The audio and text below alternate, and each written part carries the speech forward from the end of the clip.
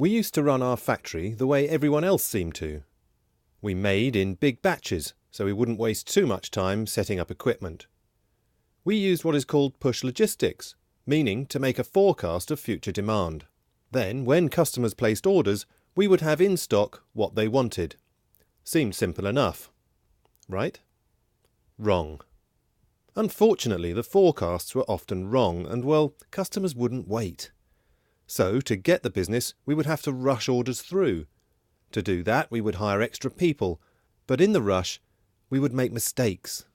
There was so much stock and half-finished jobs that we just couldn't find stuff and ran out of other things. Priorities shifted, so we planned and replanned work. It was chaos. We thought that that was how it had to be.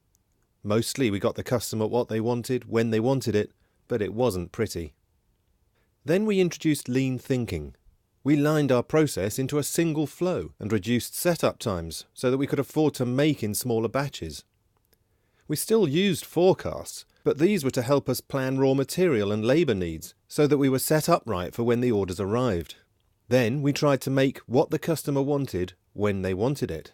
At first we had real problems, but to be honest, we had lived with these for a long time.